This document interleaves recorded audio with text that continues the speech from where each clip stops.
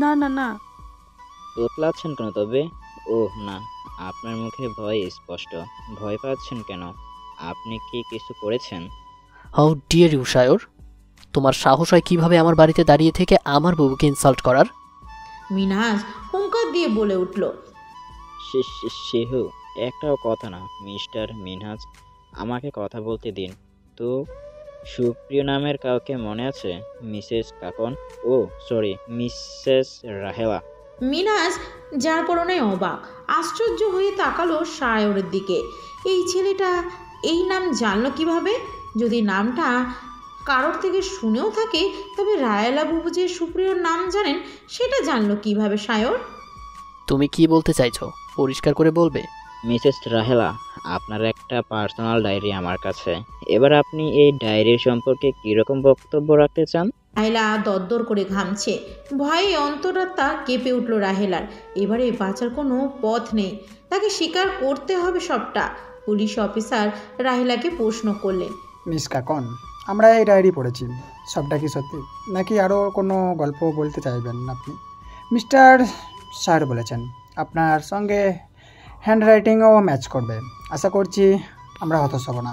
রাহেলা জানে এখন বাঁচার পথ নেই, তাকে সব স্বীকার করতে হবে। আপনারা যা পড়েছেন তার সব কিছুই সত্যি, তবে আমার একটা প্রশ্ন আছে। সায়রের কাছে আমার এই ডায়েরি পৌঁছালো কিভাবে? সেটা আপনার না জানলেও চলবে। চলুন আপনি আমাদের সঙ্গে থানায়। পুলিশ অফিসার রাহেলাকে অ্যারেস্ট করলো। মিনহাজের মাথা ভো ভো করে ঘুরছে। রাহেলাকে নিয়ে যাওয়ার সময় বাদ সাধলো মিনহাজ। টলমলে পায়ে এগিয়ে গিয়ে বলল, রাহেলা বুবু, দাঁড়িয়ে যাও। কোন সত্যি ডায়েরিতে লিখে রেখেছ? আর কি বা রহস্য? কে তুমি? তোমার আসল নাম কি? কি অপরাধ করেছো তুমি বুবু? আমাকে বলো। যদি তুমি নিরপরাধ হও আমি তোমাকে মুক্ত করব, কেউ তোমাকে জেলে পাঠাতে পারবে না। আর যদি সত্যিই অপরাধ করে থাকো সেটা কি? আর সুপ্রিয় সম্পর্কে যেসব বলেছ সব কি মিথ্যা নাকি সত্যি? সুপ্রিয় কে হয় তোমার? রাহেলা এত এত প্রশ্নের উত্তর দিল দুটো লাইনে। নির্লিপ্ত কণ্ঠে বলল, আমার নাম কাকন। সুপ্রিয় আমার স্টপ ব্রাদার ছিল। বাকিটা ডায়েরি পড়লেই জানতে পারবেন। ডায়েরির শেষ পৃষ্ঠায় তোমার জন্য দুটো লাইন লিখেছি, পড়ো। খোদা হাফেজ। রাহেলাকে পুলিশ নিয়ে চলে গেল। এখনও সুপ্রিয়র কাছে রাহেলার ডায়েরিটা, পরে পুলিশকে বুঝিয়ে দেবে সে এভিডেন্স হিসেবে। সুপ্রিয় বিষণ্ণ ভগ্ন হৃদয়ে বসে থাকা মিনহাজকে ডায়েরিটা এগিয়ে দিল। মিনহাজ একবার সুপ্রিয়র দিকে তাকিয়ে ডায়েরিটা হাতে নিল। একটা দীর্ঘশ্বাস ফেলে সে ডায়েরি পড়া শুরু করলো। সায়র তার সামনের একটা সোফায় বসে রইল। সুমন্ত মায়ের প্রস্থান দেখেই দরজা আটকে দিয়েছে। ভাগ্যিস নেহাত স্কুলে চলে গেছিল। স্কুল থেকে এসে বেচারা মাকে না পেলে কি হবে ভাবতে মিনহাজের সর্বাঙ্গে শিরশিরানি অনুভব হলো। প্রায় অনেকটা সময় নিয়ে পড়ল মিনহাজ ডায়েরিটা। তার চোখ জলে ভর্তি। সে শুধু সায়রের দিকে একবার তাকিয়ে বলল, তোমার কিসের দায় সায়র? তুমি রাহেলা বাবুকে ধরিয়ে দিলে কেন? আপনার মতো এমন বুদ্ধিমান বিচক্ষণ মানুষকে সবটা ভেঙে বলতে হবে? আপনার কি মনে হয় আমি কে? তুমি কি তবে সুপ্রিয়? সুপ্রিয় কিছু বলল না। সে উঠে দাঁড়ালো। ডায়েরিটা দিন, পুলিশের কাছে জমা দিতে হবে। আমার শেষ পৃষ্ঠার লেখাটা পড়া হয়নি। মিনহাজ পৃষ্ঠা উল্টালো। সেটুকু সময় দাঁড়ালো সুপ্রিয়। ভাই মিন্নাস, পারলে আমাকে ক্ষমা করে দিও। আমি তোমার কাছে চিরঋণী। আমি কখনোই তোমার ক্ষতি চাইনি। আমি সত্যিই চেয়েছিলাম বিউটিকে তোমার কাছে এনে দেব। সেই জন্যই তোমাকে সুপ্রিয়র ভূমিকায় অভিনয় করতে বলেছিলাম। ক্ষমা করে দিও আমাকে, তোমাকে এত এত মিথ্যার আড়ালে রাখার জন্য। আমি যদি কখনো না থাকি, সুমন্ত আর নিহাতকে দেখে রেখো। সুমন্ত এতটাও বাজে ছেলে নয়। ওকে আমি এই পথে এনেছি। তুমি ওকে তোমার মতো করে মানুষ করো। তোমার কাছে আরও ঋণী হয়ে গেলাম। আমাকে ঋণী করে দিলে আবারও ভাই। শুধু একটা কথা, এত এত মিথ্যার মাঝেও তোমার প্রতি আমার ভালোবাসাটা সত্যি। বড় বোনের ভূমিকা অভিনয় করতে করতে সত্যিই কবে যে তোমার বড় বোন হয়ে উঠলাম বুঝতেই পারিনি। আবারও তোমার কাছে ক্ষমা চাইছি। মিনাজ শেষটুকু পড়া শেষ করে সুপ্রিয়কে ডায়েরিটা ফিরিয়ে দিল। সুপ্রিয় সঙ্গে সঙ্গে প্রস্থান ঘটালো। তার খুব ইচ্ছে করছিল মিনাজকে জড়িয়ে ধরে তাকে সান্ত্বনা দিতে, কিন্তু তার হলো না। সকাল থেকে বিউটির খবর নেওয়া হয়নি। ওকে একটা কল দেওয়া দরকার। সে যেতে যেতে বিউটিকে কল করলো। বিউটির ফোন বাজতে বাজতে কেটে গেল। কাল রাতের পর থেকে আজকের কোনো ঘটনাই বিউটি জানে না। সে যে রাতটা কিভাবে পার করেছে একমাত্র সেই জানে। তাকে উদ্ভ্রান্তের মতো লাগছিল। কালকে সেই ছাইরঙা শার্টখানা এখনও রয়েছে তার শরীরে। এই শার্টটা বিউটির অত্যন্ত অপ্রিয় শার্ট। গতকাল পাগলি মেয়েটার ওরকম কথা শুনে সে পাগলের মতো ছুটে গেছিল তাদের বাড়িতে। সেখানে যেতেই মেয়ের প্রথম কথা, আপনি আবারও সেই বিশ্রী শার্টটা পরেছেন? মেয়েটা এত চুজি, কিভাবে যে মেয়েটাকে সে সামলাবে তার পায়তারা করতে করতে জীবন যাবে। সুপ্রিয় কিঞ্চিত হাসলো। আজকে তার মনে হচ্ছে অনেক বড় একটা বোঝা তার কাঁধ থেকে নেমে গেছে। সে মূষা আর আলীকে ছাড়বে না। দিনের পর দিন ওরা তিল তিল করে তার কাছেই মরবে। নিস্তার নেই ওদের।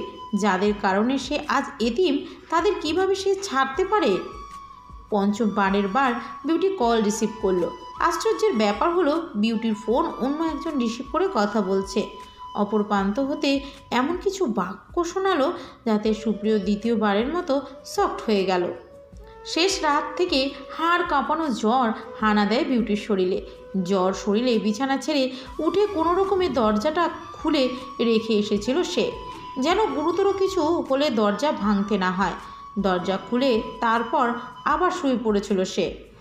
এরপর সে কখন জ্বরে অজ্ঞান হয়েছে জানে না। জ্ঞান ফেরার পর চোখ খুলেই দেখে সে হসপিটালে। এর মধ্যে ডক্টর জানিয়েছে তার সমস্ত টেস্টের রিপোর্ট কি। গত সপ্তাহের টেস্টের রিপোর্ট এখন হাতে পেয়েছে। আলুথালু কম্পনরত পায়ে ছুটে এসেছে সুপ্রিয়। তার এলোমেলো আওলা ঝাওলা বাবরি চুল আরও এলোমেলো হয়ে গেছে। তার সম্পূর্ণ মুখের আদল পাংশুটে বর্ণ ধারণ করেছে। একের পর এক ধাক্কা সামলানো যে দায় হয়ে যাচ্ছে তার। আর ঠিক কী কী হারানোর বাকি আছে তার জীবন থেকে। যাদেরকে সে অত্যন্ত বেশি ভালোবেসেছে সবাই তো একে একে এভাবেই তার থেকে দূরে চলে গেছে। তার এই ছন্নছাড়া ভাবটা কাটানোর চেষ্টা করলো সুপ্রিয়। হাত দিয়ে চুল ঠিক করে শার্টের কলার টেনে ঠিক করে নিল। ঠোঁটে এক চিলতে হাসি রাখলো জোরপূর্বক। কোনোভাবেই বিউটিকে স্ট্রেস দেওয়া যাবে না। তাকে নর্মাল রাখতে হবে সব কিছুই। সে দরজাটা ঠেলে বিউটির কেবিনে প্রবেশ করলো। বিউটি কারো পদধ্বনি শুনেও বন্ধ চোখ জোড়া খুলল না। তার চোখ খুলে দেখে বলার প্রয়োজন নেই মানুষটাকে। এই মানুষটার প্রতিটি পদক্ষেপ তো তার চেনা, একদম মুখস্থ। তার নিঃশ্বাসের শব্দ ও পদধ্বনি তার উপস্থিতিতে হৃদস্পন্দন বেড়ে যাওয়া, তাতে সে অনুভব করেই বলে দিতে পারবে নিঃসন্দেহে মানুষটি তার সুপ্রিয় ভাই। এই যে এখন সুপ্রিয় ভাই এখানকার একটা টুলে বসলো, নিশ্চয়ই হাতে একগাদা ফল আর দইয়ের হাঁড়ি। দই তো তার প্রিয়। সুপ্রিয় সব কিছু রেখেই কিছু বলবে তার আগেই শুনলো ভাঙা গলায় বলা বুলি। আসতে এত দেরি হলো কেন সুপ্রিয় ভাই? এমনি কিছু খেয়েছিস? খেলেও কিছু করার নেই, আমি ফল কেটে দিব, খাবি। দই এনেছি, তোর প্রিয় না দই? এত কিছু কিভাবে খাবো? একটু আগেই মা নিজে হাতে ভাত খাইয়ে দিয়েছে। জানেন, কাল রাতে আম্মা আমাকে চড় মেরেছে আর আজই কেমন আদর করছে। ওরা ভেবেছে আমি আবার ভয়ানক অসুখের কথা জানি না। আপনিও তাই ভাবছেন? না, আমি জানি না, তুই জানিস?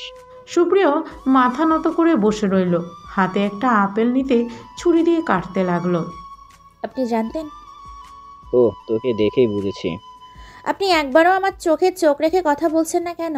আমি কি দেখতে এতটাই বাজে হয়ে গেছি? সবসময় উল্টাপাল্টা চিন্তা তোর না। ফলগুলো ধর, চুপচাপ লক্ষ্মী মেয়ের মতো খেয়ে নে। আগে বলুন, আপনি এমন গম্ভীর হয়ে আছেন কেন? আপনাকে দেখে মনে হচ্ছে AML আমার না আপনার হয়েছে। AML কি? সে কি আপনি জানেন না? না। এটা হচ্ছে এক ধরনের blood cancer. Full form acute myeloblastic leukaemia. Myeloblastic leukaemia দুই রকমের হয়, মাইনোলোমনোসাইটিক এবং পিওর মনোসাইটিক। আমি লাস্ট স্টেজে আছি। শরীরের প্রতিটি হাড় একদম ছাঁচড়া হয়ে গেছে। শুরু থেকেই জ্বর ছাড়া কোনো সিমটম দেখা যায়নি, তো তাই সবটা নর্মালি নিয়েছি। এই যে এত এত বকবক করি, এটা আমার অসুখেরই একটা অংশ। এটা কিন্তু আগে বুঝিনি। আমি যদি আরও আগে পরীক্ষা নিরীক্ষা করতাম তবে নাকি আমার অসুখ সেরে যাবার সম্ভাবনা 90% থাকত, আর এখন 1%। আর কোনো সিমটমস দেখা যায়নি তোর মধ্যে? বুঝতে পারিনি। নন স্পেসিফিক হিসেবে জ্বর, শরীরে দুর্বলতা থাকতেই পারে। আরও এই ক্যান্সারের সিমটম হিসাবে ওজন কমে যাওয়া, মুখের রুচি নষ্ট হয়ে যাওয়া, হাড়ে ব্যথা হওয়া, লিম্ফ নোড ফোলা, নাক ও মাড়ি দিয়ে রক্ত পড়া। ম্যাটাস্টাসিস এর সিমটম আর্গান হিসাবে নির্ভর করে। যতই খরচে ব্যাপার হোক, সাকসেস রেট কিন্তু খুব বেশি না, কারণ গ্রাফট রিজেকশন, ইনফেকশন ইত্যাদি ট্রান্সপ্ল্যান্ট ফেইলুরের মূল কারণ। আমার জ্বর করলে হাড়ে ব্যথা করতো, তবে গায়ে মাখিনি। আর আমার ব্লাড গ্রুপ এ নেগেটিভ। এই ব্লাড গ্রুপের সঙ্গে সেলসম্যান হওয়ার চান্স 1%। ডক্টর বলেছে বোন ম্যারো ট্রান্সপ্ল্যান্টের মাধ্যমেও নিউকেমিয়া ক্যান্সার থেকে মুক্তি পাওয়ার সম্ভাবনা খুবই কম। আমার কথা শুনতে কি বিরক্ত লাগছে আপনার? লাগছে। আপনি এমন ছোট ছোট কথায় উত্তর দিচ্ছেন কেন? শুনেন, আমার কি ইচ্ছে ছিল জানেন? ইচ্ছে ছিল আমি যেন মৃত্যুর আগে হলেও আপনার দেখা পাই। শেষ নিঃশ্বাস অবধি অপেক্ষা করতাম আমি। আমার বিশ্বাস ছিল আপনি আসবেন। এসেছেন।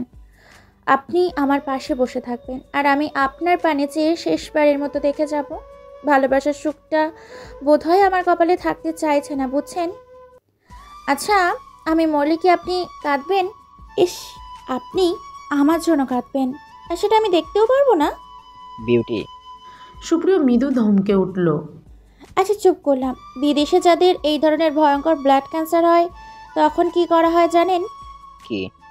সাইকিয়াট্রিস্টরা দিনের পর দিন সেই রোগীর সাথে কথা বলে, তাদেরকে নিজের মৃত্যুর জন্য মানসিকভাবে প্রস্তুত করে। মৃত্যুর জন্য মানসিকভাবে প্রস্তুতি চলে। হাস্যকর না? তুই কি একটু চুপ করবি? এসব কি আজে বাজে কথা বলছিস? দেখতে পারছিস না বিরক্ত হচ্ছি? আপনাকে বিরক্ত করতে ভালো লাগছে। এরপর তো আর সময় সুযোগ নাও পেতে পারি সুপ্রিয় ভাই। হুম। আমি আপনাকে একদিনের জন্য হলেও বিয়ে করতে চাই। আমার অসুখের জন্য বাড়ি থেকে বিয়েটা দিতে চাইবে না এখন, কারণ তারা আমাকে বিদেশে নেওয়ার জন্য তোড়জোড় শুরু করেছে। কিন্তু আমার মন কি বলছে জানেন? মন বলছে আরও দেরি করলে আপনার আর আমার বিয়েটা হবে না। আপনি কাজী অফিসে সব কিছু ব্যবস্থা করে রাখবেন। আমি হসপিটাল থেকে লুকিয়ে সেখানে যাব। আব্বু কোনোভাবেই যেতে দেবে না, জানেন তো। বিয়ে শেষ করে আবার আমাদের বাসর জাগতে হবে। আপনি জানেন আমার বাসর রাত নিয়ে কত স্বপ্ন ছিল। ইস, সব জানাঞ্জলি হয়ে গেল। ঠিক আছে, তোর স্বপ্ন পূরণ হবে। কখন থেকে যে ছোট ছোট করে উত্তর দিচ্ছেন? আমাকে শুনতে আপনার এতই বিরক্ত লাগছে? যান, এক্ষুনি চলে যান। লাগবে না আমার। চলে যাব। হ্যাঁ, যান। সুপ্রিয় উঠে দাঁড়ালো, প্রস্থানের জন্য পা বাড়াবে, তখনই বিউটি বলল। সব প্রেমিকেরই একটা ইচ্ছে থাকে, কি বলেন তো? কি? তাদের প্রেমিকার চুল স্পর্শ করতে চাওয়া ক্ষীণ ইচ্ছা। আপনি তো আমার চুলে ভালোবেসে কখনো ছুঁয়ে দেখেনই নাই। আসেন এদিকে, আমার চুল স্পর্শ করেন। আসেন এদিকে, আসেন, আমার চুল স্পর্শ করেন। স্পর্শ করতে বলার কারণ কি জানেন? আমার কেমোথেরাপি শুরু হলে মাথার চুল থেকে শুরু করে সব ভুরু সব পড়ে যাবে। দেখা গেল আমার মাথা কামিয়ে ফেলতে হচ্ছে। হতেই পারে এটা আমার চুল আপনার শেষ স্পর্শ। সুপ্রিয় কাঁপা কাঁপা হাতে বিউটির মাথার চুল স্পর্শ করলো। আচ্ছা, আমাকে অনেক বাজে দেখাবে তাই না, যখন মাথার চুল থাকবে না? বেশি কথা বলিস না, ঘুমো। আপনি পাশে বসে থাকবেন নাকি? আপনি এখন চলে যান, আমার মাথা ধরেছে। আচ্ছা। ও, একটা কথা বলতে ভুলে গেছি। কি কথা? এই যে আপনি আবারও সেই বিশ্রী রঙের ছাইরাঙা শার্টটা পরেছেন, আমি না বারণ করেছিলাম পরতে? এখানে টেবিলে একটা পাঞ্জাবি আছে, আপনার জন্য কিনেছিলাম। ওইটা একবার পরে আসুন তো, দেখি কেমন লাগছে। সুপ্রিয় কোনো কথা না বলে পাঞ্জাবিটা নিয়ে ওয়াশরুমে গেল। ভেতরে গিয়ে পাঞ্জাবির বুকের সঙ্গে চেপে ধরলো আর চোখের জল ফেললো। বিউটির সামনে নিজেকে শক্ত দেখালো, আড়ালে তো পারছে না। বেশি দেরি করলে আবার বলবে একটা পাঞ্জাবি পরতে এতক্ষণ লাগে। সুপ্রিয় মুখে পানি ছেটালো, রুমালে মুখ মুছে বাইরে বের হলো। বিউটি একটু অপ্রস্তুত হয়ে খুব সন্তর্পণে নিজের চোখের জল আড়াল করলো। হাসি মুখে তাকিয়ে রইল সুপ্রিয়র দিকে। ভালো লাগছে? খুব সুন্দর লাগছে। কার পছন্দ কেনা পাঞ্জাবিখানা দেখতে হবে তো। বিউটি হেসে বলল। মেজেন্ডা কালারের পাঞ্জাবিখানা সুপ্রিয়র গায়ের সঙ্গে একদম মানানসই। দু চোখের তৃষ্ণা যেন মিটছে না বিউটির। সুপ্রিয়র দিকে এক ধ্যানে তাকিয়ে রইল সে। ভেতরটা ছাড়খাড় হয়ে যাচ্ছে তার। বাবা মা ভাই ভাবি বন্ধু সবাই তাকে দেখে গেছে। যখন থেকে তার অসুখের কথা শুনেছে তখন থেকেই সবার তার প্রতি দেখানো ভালোবাসাকে সহানুভূতি মনে হচ্ছিল। প্রাণপ্রিয় বান্ধবী আড়াল থেকে দেখে গেছে, সে খেয়াল করেছিল। বিউটি চোখ বন্ধ করে বলল, সুপ্রিয় ভাই, আপনি চলে যান এখন। আচ্ছা। সুপ্রিয় চলে এলো। চিনচিন ব্যথা স্থানে পাঞ্জাবির বাম পাশে হাত চেপে ধরল সে। বুক পকেটে হাত চেপে ধরতেই বুঝলো বুক পকেটে কিছু একটা রয়েছে। সে সন্তর্পণে বের করলো। দুর্বল পায়ে হেঁটে হেঁটে হসপিটাল থেকে বেরিয়ে সোজা তার প্রিয় দিঘির পাড়ে চলে গেল। যা যেতে যেতে সহস্রাধিক বার সে চিঠিখানা পড়ল। প্রিয় সুপ্রিয় ভাই, ইস, সুবাদ দিলেই তো প্রিয় হয়। তবে প্রিয় সম্বোধনই থাক। মনের সুখ অসুখ হিংসে আফসোস যদি শরীরে সঞ্চারিত হতো তবে মানুষকে নেহাত ক্যামেলিয়ান বলা যেত। ভাবাবেগ এক অনুভূতি ভিন্ন ভিন্ন রঙে প্রকাশ পেত। ভালোবাসি শব্দটা একসাথে অনেক কিছুকে প্রকাশ করে। কারোর প্রতি যত্ন ও ভালোবাসা, কাউকে মন থেকে চাওয়াও ভালোবাসা। আমি আপনাকে মন থেকে চেয়েছিলাম বলেই হয়তো আপনার দেখা পেলাম। আমার কেন আফসোস নেই, অসুখ নেই, হিংসে নেই, আছে কেবলই সুখ। আপনাকে দু চোখ ভরে দেখার সুখ, আপনার মাঝে বেঁচে থাকার সুখ। আপনি আপাদমস্তক মানুষটাই আমার সুখ। ইতি আপনার সুখে সিনি। সুপ্রিয় বুক পকেটে চিঠি দেখে দোলনায় চেপে বসলো। তখনই তার মনে হলো বিউটিও তার পাশে বসে আছে। বিউটির শরীর থেকে বকুল ফুলের কড়া ঘ্রাণ এসে তার নাকে তাল খেলো। সে বুক ভরে নিঃশ্বাস টেনে নিল। বাগানের সর্বত্র দিঘির পাড়ে প্রতিটি স্থানে বিউটির খিলখিল হাসির আওয়াজ পেল। তার নুপুরের রিনিঝিনি আওয়াজ যেন চারিপাশে করতাল করছে। এই তো দিঘির ওই পাশে বিউটি তার দিকে তাকিয়ে হাসছে। একটু নৈকট্য গেলেই স্পর্শ করা যাবে বিউটিকে। সুপ্রিয় ভ্রমের মধ্যেই দিঘির জলে নেমে সামনে এগোতে লাগলো। কোণে সাজে বসে আছে বিউটি। আজ বিউটির বিয়ে। ধুমধামে সুপ্রিয় আর বিউটির বিয়ে হচ্ছে। কোনো কিছুর কমতি নেই। এসব কিছু অবশ্যই সুপ্রিয়র জেদে হচ্ছে। বিউটিকে হসপিটাল থেকে রিলিজ করে আনা হয়েছে কয়েক ঘন্টার জন্য। বিয়ে পড়ানো শেষ হলেই আবার তাকে অবজারভেশনে নেওয়া হবে।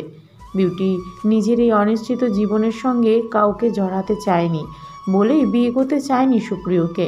কিন্তু সুপ্রিয়র অবাধ পাগলামের কাছে হার মানতে হয়েছে তাকে। সবার মুখে রয়েছে হাসি। বিউটির মা বাবা ভাই ভাবি সবাই যে আড়ালে কাঁদে সেটা আর কেউ না জানলেও বিউটি খুব ভালো করেই জানে। ক্ষণে ক্ষণে ভিতর থেকে দীর্ঘশ্বাস বেরিয়ে আসছে। বিয়ে পড়ানো হবে রাত 8টায়, এখন বাজে 7টা। এই 2 দিনের মধ্যে যে এত জমজমাট আয়োজন হবে তা ছিল বিউটির কল্পনাতীত। মারিয়াম দরজার আড়াল থেকেই নিজেকে সামলালো। চোখ ভর্তি জল আড়াল করে ধীর পায়ে রুমে এলো। বিউটির পাশে বসলো এবং বিউটিকে মুগ্ধ হয়ে দেখলো। কি সুন্দর দেখাচ্ছে মেয়েটাকে। কে বলবে মেয়েটির ব্লাড ক্যান্সারের মতো ভয়াবহ অসুখ করেছে। ভেতরে হাড় ক্ষয় হয়ে ঝাঁঝরা হয়ে গেছে। তাকে পলকহীন তাকিয়ে থাকতে দেখে বিউটি কেসে উঠল। 2 ঠোঁট চেপে ধরল। কি হলো এভাবে কি দেখছিস? বিউটি মিষ্টি হেসে শুধালো মারিয়ামকে। বিনিময়ে মারিয়াম মিষ্টি করে হাসলো, বলল, সবাই বিয়েতে লাল বেনারসি পরতে চায় আর তুই কিনা কালো। সাদা লাইট পিঙ্ক আর কত রং আছে, কালোই কেন? সবাই আর আমি কি এক? আমি হলাম এক্সট্রা অর্ডিনারি, বুঝলে? কালোতে কি আমাকে জঘন্য লাগছে? মারিয়াম বিউটিকে জড়িয়ে ধরল, মাথায় আলতো ঠোঁট ছুঁয়ে দিয়ে বলল, মোটেও না সোনামোনা, এতগুলো সুন্দর লাগছে। বিউটি হেসে বলল, সুপ্রিয় ভাই ঘায়েল হবে বল? হবে মানে পটল তুলবে। যা। বিউটি মৃদু ধাক্কা দিল মারিয়ামকে। তোদের বিয়েটা হচ্ছে শুকনা শুকনা বিয়ে। মানে বিয়ে কি ভেজা ভেজা হয়? আমি কি বলেছি বিয়ে ভেজা ভেজা হয়? তাহলে শুকনো বিয়ে মানে? এই যে হুটহাট সব হচ্ছে, কোনো আমেজ নেই বিয়ে বাড়ি বলে মনেই হচ্ছে না। বিয়ে বাড়িতে মানুষ আসবে, আনন্দ করবে, তা না এসে দুঃখ প্রকাশ করছে। এটা কিন্তু খুবই বাজে ব্যাপার। বিউটি কিছু বলল না, গোপনে দীর্ঘশ্বাস ফেলল সে। প্রসঙ্গ বদলাতে মুখে হাসি টেনে বলল, আমাকে কি কালো বেনারসিতে ভালো লাগছে? ঠিক করে বলতো। খুব সুন্দর লাগছে জানো, একদম প্রিন্সেস। Thank you. সুপ্রিয় ভাই দেখলে অজ্ঞান না গেলেও অজ্ঞান হবে নিশ্চিত। কিছুক্ষণের মধ্যে যার সঙ্গে তোর বিয়ে হতে যাচ্ছে তাকে তুই এখনো ভাই বলছিস? তো কি করব? শুধু সুপ্রিয় বলবি। শোন, একটু পর কাছে আসবে, এসে দুটো সিগনেচার আর কবুল পড়াবে, দোয়া করবে, এরপর সোজা সুপ্রিয় ভাইয়ের বাড়িতে তোকে বাসর ঘরে বসিয়ে দেবে। সবাই বাসর ঘরে যাওয়ার আগে পর আটকাবে। টাকা না দিলে বউকে দেখতে পাবে না। তোকে দেখার বা সুপ্রিয় ভাইয়া পারলে নিজের আজীবনের উপার্জিত ব্যাংক ব্যালেন্স দিয়ে দিবে। তারপর রাত 12টা বাজবে, তোর দুরু দুরু বুক সুপ্রিয় ভাই বাসর ঘরে প্রবেশ করবে, তোর একদম নিকটে আসবে। চুপ কর মারিয়াম, লজ্জায় আমার মাথা কাটা যাচ্ছে। এত বেপরোয়া কথাবার্তা কিভাবে বলছিস? বাসর ঘরের কথা শুনে লজ্জা লাগছে? লাগুক, আমার কথা শেষ হয়নি। যদি লজ্জা লাগে তাহলে বিয়ে করিস না। তোর হাত পা ধরি, এবারে থাম। আগে পা ধর, তা নাহলে সেন্টেন্স শেষ করব। বিউটি সত্যি সত্যি মারিয়ামের হাত চেপে ধরে অনুরোধ করলো আর কোনো বেফাস কথা না বলার জন্য। মারিয়াম হেসে লুটোপুটি খেতে খেতে বলল, হয়েছে হয়েছে, আর কিছু বলছি না। শোন, আমি বিয়ে করতে চাইতাম না, কেন জানিস? রাত 12টার কথা ভেবে। কথায় আছে না, টক করে ভয় ছাড়লাম দেশ, তেঁতুলতলায় বাসা। সেই বিয়ে হলোই, আর এমনই একজনের সঙ্গে। থাক না, পুরনো কথা মনে করে কি লাভ? কি হয়েছে জানিস? সিজানকে খুব বাজে অবস্থায় পাওয়া গেছে একটা হসপিটালের সামনে। ওর যে বাজে মানুষের সঙ্গে হাব ভাব ছিল, আমার মনে হয় ওরাই ওর পিছনে ছুরি মেরেছে। অ্যাসিড আক্রান্ত, মুখে সারা শরীরে খুব কুৎসিত অবস্থা। আচ্ছা, তাকে দেখতে গিয়েছিলি? মারিয়াম অত্যন্ত স্বাভাবিকভাবে উত্তর দিল, না, যাওয়া উচিত ছিল তোর। মোটেও না। স্বার্থপরদেরকে যত দ্রুত ভুলে যাওয়া যায় ততই ভালো। বিউটি আর কথা বাড়ালো না। রাত 8টায় সুপ্রিয় আর বিউটির বিয়ে পড়ানো হলো। সুপ্রিয় সবার থেকে বিদায় নিয়ে বিউটিকে নিয়ে পৌঁছালো নিজের বাড়ি।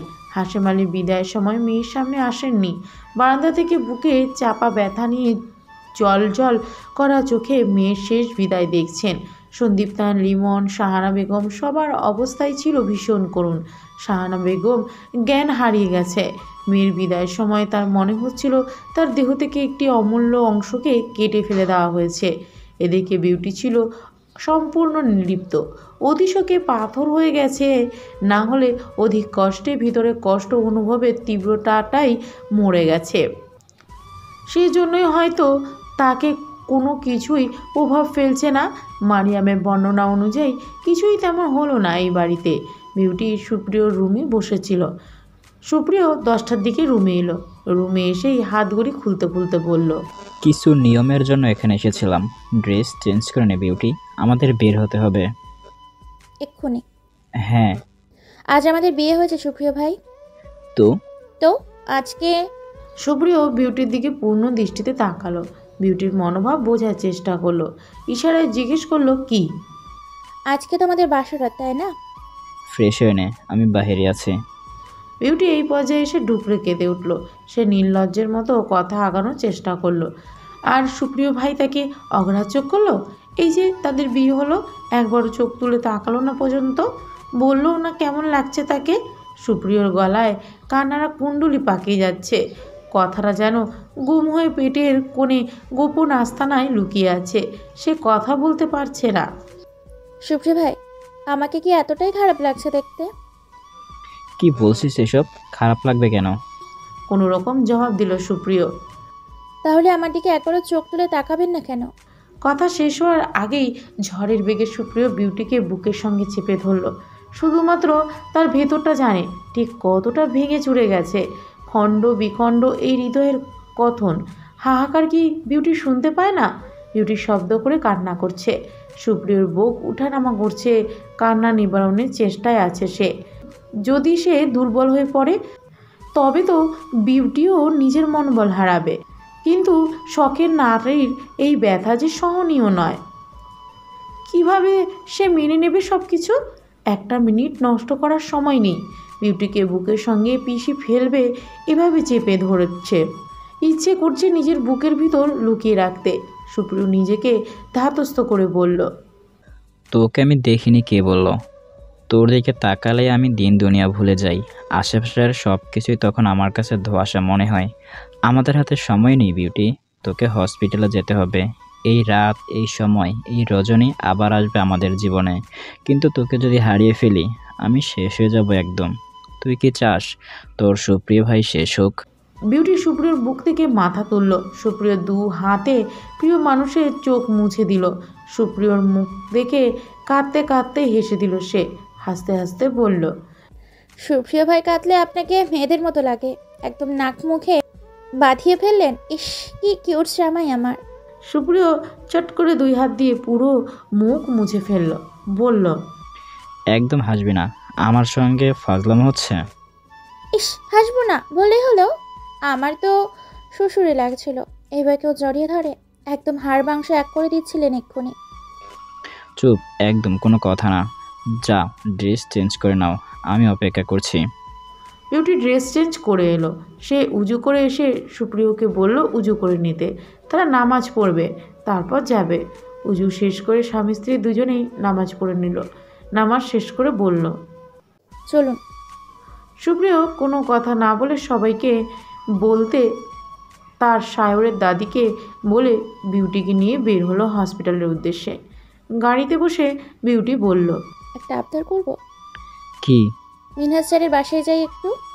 সুপ্রিয় শুধু একবার বিউটির মুখের দিকে তাকালো। বিনা বাক্য ব্যয়ে চলল মিনহাজের বাসার উদ্দেশ্যে। বাড়ির সামনে দাঁড়িয়ে অনবরত কলিং বেল চাপলো। একবার কলিং বেল বাজতেই দরজা খুলে গেল।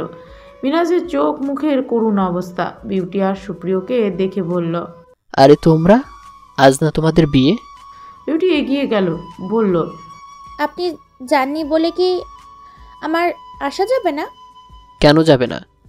এভাবে বলো না প্লিজ, প্লিজ কাম। বিউটি আর সুপ্রিয় ভিতরে গেল। এবারে বলুন কি অবস্থা আপনার? সুমন্ত আর নিহাতের কি অবস্থা? আমি ভালো আছি। সুমন্তকে ঘরে আটকে রাখতে হয়নি, সে এমনিতেই বাইরে যাওয়া বন্ধ করে দিয়েছে। আর নিহাতকে ওর মাকে ছাড়া সামলানো দায় হচ্ছে। বাচ্চা ছেলে, ও তো আর সবটা বোঝে না।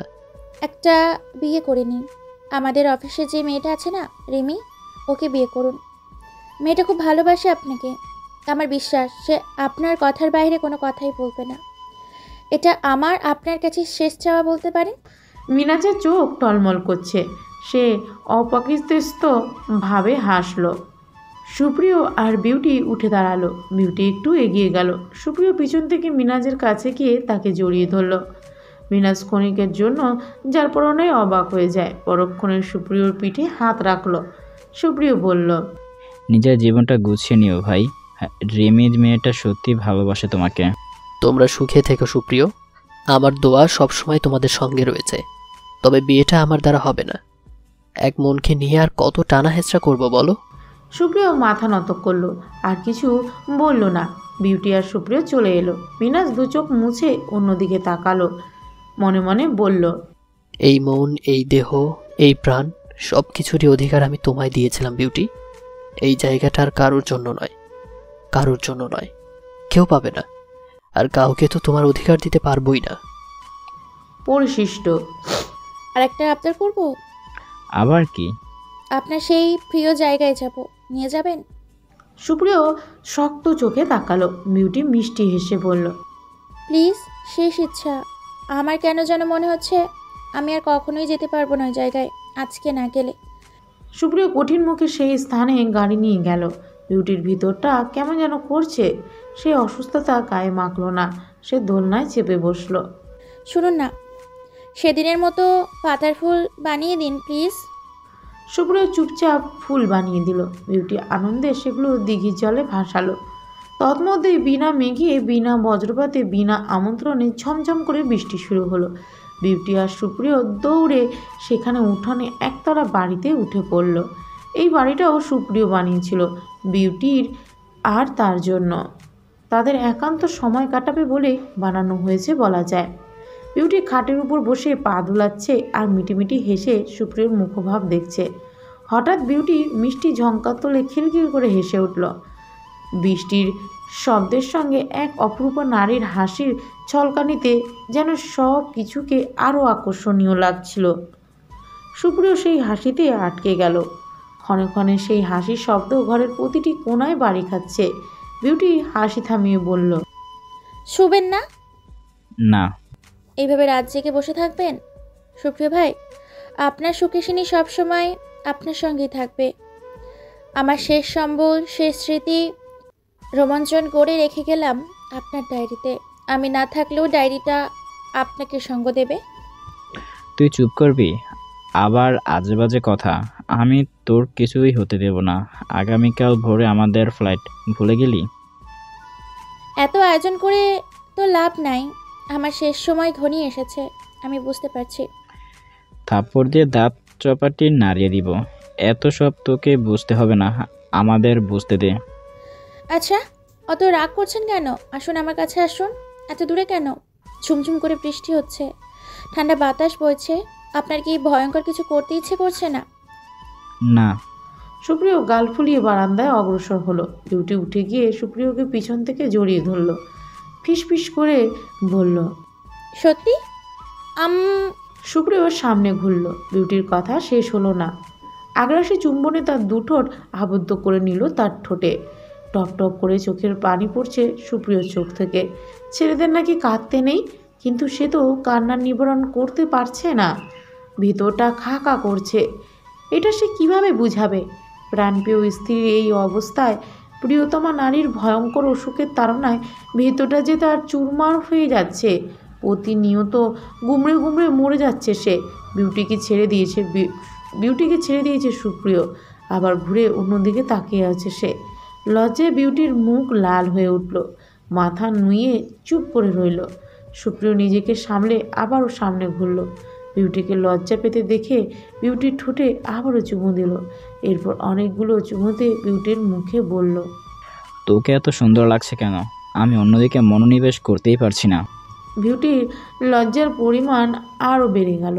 দাঁত মুখ খিচে বারান্দা থেকে ছুটে এসে বিছানায় বসলো। দু চোখ বন্ধ করে চাদর খামচে ধরল। পিছন পিছন সুপ্রিয় এলো।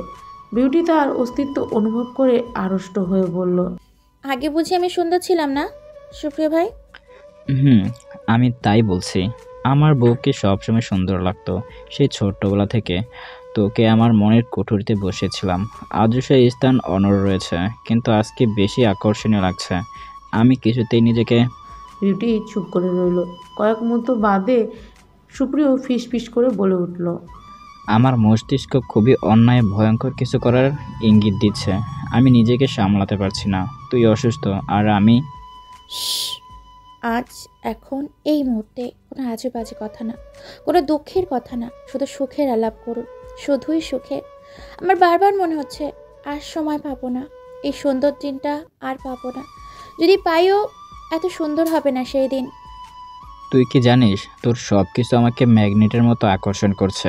তোর নাক, তোর ঠোঁট, হাসি, গোলাপি হাসির সঙ্গে তোর লজ্জারাঙা গাল, সব কিছু বিশেষভাবে আমাকে টানছে। বিশেষ করে তোর ঘাড়ের তিলটা। কথাগুলো বিউটির কানে পৌঁছাতেই তার শরীর কাঁটা দিয়ে উঠল। এত লজ্জা আর আগে পায়নি সে। মনের উথাল পাতাল ঢেউকে সে থামাতে পারছে না, চাইছেও না সে এই ঢেউ থামুক। তার ভালো লাগছে। সে নিজেকে ধাতস্থ করে বিছানায় শুয়ে পড়ল। ঘোরগ্রস্ত কণ্ঠে বলল, আজ তো কোনো বাধা নেই। আজ সব বাধা, সংশয়, বিবাদ সব কিছু ঘুচে গেছে। এত সংকোচ কেন তবে? আমি অপেক্ষা করছি সুপ্রিয় ভাই। কথাটা বলেই বিউটি দাঁতে জিভ কাটল। সে কি ভুল ইঙ্গিত করলো? সুপ্রিয় বিছানায় বিউটির পাশে শুতে শুতে বলল, কেন এমন অন্যায় আবদার করছিস? এই চেনা অজানা ঝড় কেন তুলছিস? আমি তো নিজেকে সামলে নিচ্ছি। তুই অসুস্থ, সব কিছুর ঊর্ধ্বে তুই। তুই ছাড়া আমার কাছে অন্য কোনো কিছুর দরকার নেই। শুধু তোর ভালো লাগাটা ইম্পর্ট্যান্ট। আমি অনেক কষ্টে নিজেকে দমিয়ে রেখেছি। ভালোবাসার মানুষটার থেকে নিজেকে সরিয়ে রাখাটা যে কতটা কষ্টের তুই বুঝবি না। আমি কি বলেছি নিজেকে দমিয়ে রাখুন? একই কষ্ট কি আমি পাচ্ছি না সুপ্রিয় ভাই? ব্যাস, সুপ্রিয় আর নিজেকে ধরে রাখতে পারল না। চোখ বন্ধ রেখেই গা এলিয়ে দিল বিউটির উপর। বিউটি কাঁপছে, গলা শুকিয়ে আসছে তার। বিউটিকে আগলে ডান হাতের বাহুতে জড়িয়ে নিজের সাথে মিশিয়ে নিল সুপ্রিয়। এখন সে বিউটির কম্পন স্পষ্ট টের পাচ্ছে। ধীরে ধীরে বিউটির কানের কাছে তার মুখ নিয়ে এলো। তপ্ত নিঃশ্বাসে উপচে পড়ছে বিউটির রেশম কালো কেশে। সাথে সাথে শরীরের কম্পন দ্বিগুণ গতিতে বেড়ে গেল বিউটির। 2 হাতে খামচে ধরল সুপ্রিয়র টি শার্ট।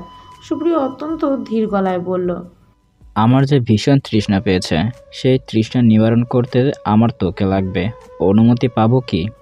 বিউটি মুখ লুকালো সবচেয়ে নিরাপদ বুকটাতে, তার সুপ্রিয় ভাইয়ের বুকে। পিঞ্জিরাতে যেমন পাখিকে বন্দি করে রাখা হয়, সেভাবে গুটিসুটি মেরে সে তার প্রাণপ্রিয় স্বামীর বুকে মুখ লুকালো। রাত 2টোর দিকে হঠাৎ বিউটির শ্বাসকষ্ট শুরু হলো, জ্বর বাড়ল। সে কিছুতেই সুপ্রিয়র বাহুবন্ধনী থেকে বের হতে চাইল না। শেষ নিঃশ্বাস ত্যাগ করার আগে প্রাণপ্রিয় স্বামীর মুখের দিকে তাকালো। পুরোটা সময় সে নিজের কষ্টকে যে কিভাবে লুকিয়ে রেখেছিল একমাত্র সে জানে। নিখুঁতভাবে অভিনয়ের সঙ্গে সে সুপ্রিয়কে সামলেছে। সে তার হাতের ডায়েরিখানা চেপে ধরল। প্রাণের সুপ্রিয় ভাইয়ের বুকে শেষবারের মতো ওষ্ঠ ছুঁয়ে দিল। ইস, কি সুন্দর ঘুমাচ্ছে মানুষটা। এত শান্তির ঘুম বোধ হয় সে আর কখনোই আসেনি। বিউটির 2 চোখ বন্ধ হয়ে এলো। তার ভীষণ কষ্ট হচ্ছে, ভীষণ। মৃত্যু বুঝি এতটাই যন্ত্রণা? সুপ্রিয় ভাই, কি হচ্ছে? মন খারাপ? বিয়ের তো বছর হয়ে গেল, এখনো ভাই বলা ছাড়লি না। এই তোর জন্য আমার মেয়ে আমাকে মামা ডাকছে, যা সর। বিউটি হিচকি তুলে কান্না জুড়ে দিল সুপ্রিয় ধমকে। চোখের পানি, নাকের পানি সব এক করে ফেলেছে। ইতিমধ্যে সুপ্রিয় শার্টখানার বিচ্ছিরি হাল করেছে। এই বোকা মেয়ে, কাঁদছিস কেন? বিউটি সুপ্রিয় শার্টে সর্দি মুছে নিল, নাক টেনে টেনে বলল, আমার ইচ্ছে হয়েছে তাই প্রাণ ভরে কাঁদছি। আপনার কি সমস্যা? এটা আমার স্বামীর শার্ট, আমি শতবার নষ্ট করবো, আপনার কি? তো দূরে গিয়ে কাঁদ, আমার শার্ট নোংরা করছিস কেন? সর, আমাদের মেয়ে দেখছে। ইস, এখন তো দেখছি তোর লজ্জা নাই। আগে তো আমাকে ঠোটকাটা বলতি। লাশ লজ্জা কি সব ধুয়ে ফেলেছিস নাকি পচা পানির পুকুরেতে? ইস, কি কথার ধরন! বিয়ের পর সব মেয়েরই লজ্জা টজ্জা সব চলে যায়, বুঝলেন? আচ্ছা, বুঝলাম। হঠাৎ এই শব্দে সুপ্রিয় পিছনে ঘুরে দাঁড়ালো। কাঙ্ক্ষিত ব্যক্তিকে দেখে হাসলো, বলল, আরঞ্জম, কখন এলে? এই তো মাত্রই। সুপ্রিয় এগিয়ে এলো, সাবধানী গলায় বলল, আগামীকাল আমাদের বিয়ের 5 বছর পূর্ণ হবে। শোনো, তোমার ভাবিকে সারপ্রাইজ গিফট দেব। ও যেন কিছুই টের না পায়। তুমি চুপিসারে সব কিছু অ্যারেঞ্জ করবে। বড় একটা কেক আনবে। কেকের উপর লিখবে, সে আমার সুখেশনী। আমার সুখেশনীকে স্পেশাল ফিল করাতে হবে, যেভাবেই হোক। কি, পারবা না? পারবো ভাই। আর শোনো, তুরুষকেও তো কাল স্কুলে ভর্তি করাতে হবে। তুমি প্লিজ এই দিনটাও দেখবে। অবশ্যই দেখবো ভাই। সুপ্রিয় আবার গিয়ে ঘাটে বসলো। বিউটি চোখ পিটপিট করে তাকালো, বলল, কি কথা হচ্ছিল? কই কিছু না তো। কি কথা হবে? কাল কি আছে মনে আছে? কি মনে থাকবে? কিছুই মনে নেই? আচ্ছা। কি? কাল আমাদের মেয়েকে স্কুলে ভর্তি করাবো। বিউটি মুখ গোমরা করে বলল, তরু, তোর বাপের সঙ্গে কথা বলবি না? বাপ না, মামা। তরুর উত্তরে সুপ্রিয়র মুখ গোমরা করল। বিউটি খিলখিল করে হেসে উঠল। সেই প্রথম দিনের মতো ঝঙ্কার তুলল বিউটির হাসি। সঙ্গে তরুষিও হেসে উঠল। মা মেয়ের খিলখিল হাসিতে মুখরিত হলো চারপাশ। বিউটি আর তরুষি দোলনায় চেপে বসলো। সুপ্রিয় হেসে দোল দিল। মা মেয়েকে অগ্রাহ্য করার অধিকার কি তারা আছে?